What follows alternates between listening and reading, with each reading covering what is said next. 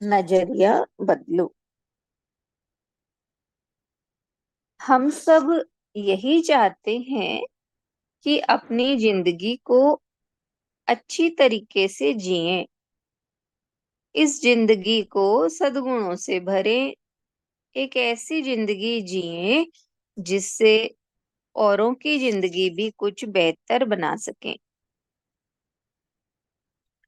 पर उम्र के साथ कुछ ऐसे वाकये हो जाते हैं, ऐसे इंसिडेंट हो जाते हैं जिनसे लगता है कि लोग हमारा फायदा उठा रहे हैं,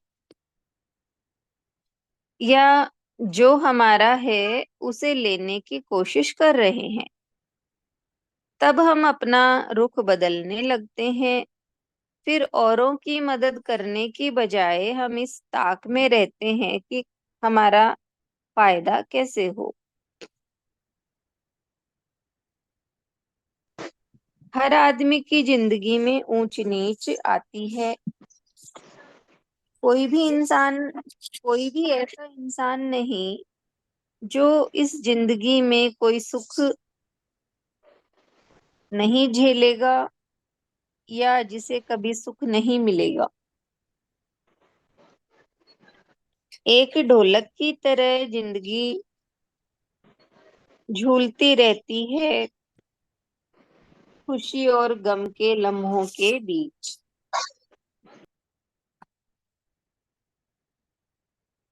खुशी के मौके पर बहुत थोड़े खुशी के मौके बहुत थोड़े लगते हैं और दुख के मौके बहुत ज्यादा लगते हैं।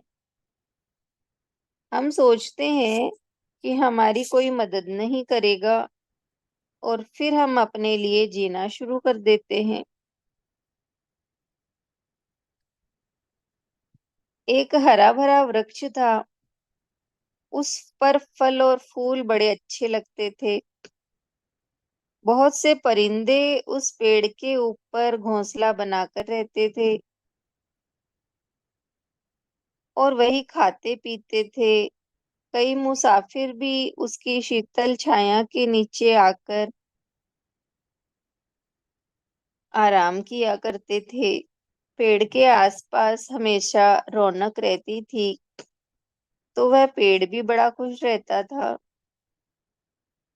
उसे अपने महत्व का एहसास होता था कि मैं कितने प्राणियों की मदद कर रहा हूँ।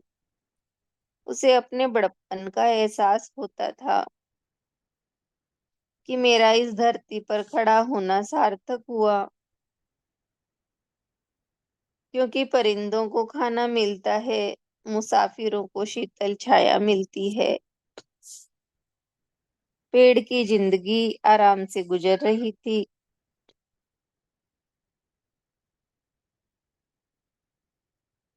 लेकिन वक्त सदा एक जैसा नहीं रहता। उम्र के साथ पेड़ पर भी नए पत्ते और फल फूल आने कम हो गए। अब जब ऐसा हुआ तो उस पेड़ की जब ऐसा हुआ तो उस पेड़ पर परिंदों ने आना बंद कर दिया। उन्हें लगा कि सारी टहनियां तो सूख गई हैं, कहीं भी हरियाली नहीं है। सब जगह सूखी सूखी टहनियां दिखाई दे रही हैं। जब छाया नहीं रही तो मुसाफिरों ने भी वहां रुकना बंद कर दिया। पेड़ निराशा से भर उठा कि मैं तो उम्र भर सबकी मदद करता रहा, लेकिन मेरे बुढ़ापे के समय मुझसे बात करने भी कोई नहीं आ रहा। एक दिन वहां एक महात्मा आए और वहीं पेड़ के नीचे बैठे। जैसे लगा अचानक लगा जैसे पानी की दो बूंद उनके ऊपर आ गिरी। ऊपर देखा तो लगा कि पेड़ रो रहा है। उन्होंने पेड़ से पूछा, भाई तू क्यों रो रहा है? पेड़ ने कहा, मैं तंदुरुस्त था, मेरे ऊपर कभी बहुत हरे हरे पत्ते और फल फूल होते थे, और मैं लोगों की बहुत मदद करता था। लेकिन अब मैं बुढ़ा हो गया, मेरे ऊपर ना पत्ते हैं ना फल फूल। जल्द ही कुछ लोग मुझे काटने के लिए आ रहे हैं, इसलिए रोना आ रहा है कि जिंदगी भर मैं सबकी मदद करता रहा, लेकिन अब बुढ़ापे में मेरे पास कोई नहीं आ रहा। कल मेरी मृत्यु हो जाएगी। पेड़ की व्यथा सुनकर महात्मा ने कहा, इसमें दुखी होने या डरने की क्या बात है? तुम अपने सोचने का तरीका बदलो। तुम जिंदगी भर सबकी मदद करते आए हो। पेड़ ने कहा, हाँ, जब मैं छोटा सा पौधा था तब से सबकी मदद करता आ रहा हूँ। जब बड़ा हो गया तब भी सबकी मदद करता रहा।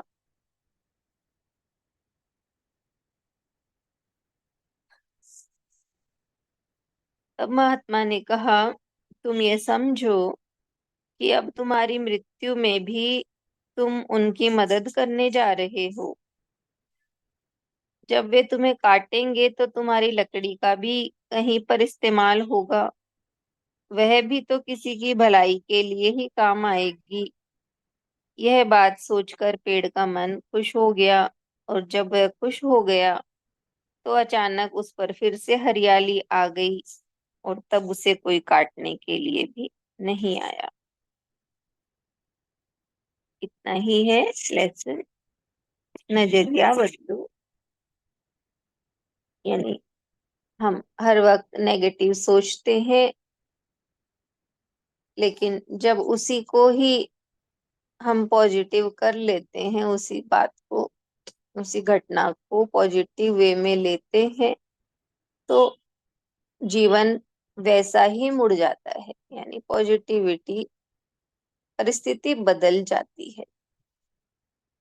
तो यही बताया है कि सभी यही चाहते हैं कि हम अपनी जिंदगी को अच्छी तरह से जिएं, इस जिंदगी को सद्गुणों से भरें, और ये जिंदगी दूसरों के भी काम आ सके। लेकिन कुछ ऐसा होता है, हमें लगता है कि लोग हमारा फायदा उठाते हैं, तो हम अपना रुख बदल लेते हैं और दूसरों की मदद करने की बजाय यही सोचते हैं कि हमारा फायदा कैसे हो। तो यही बताया कि जिंदगी में ऊंची नीची परिस्थितियां आती हैं।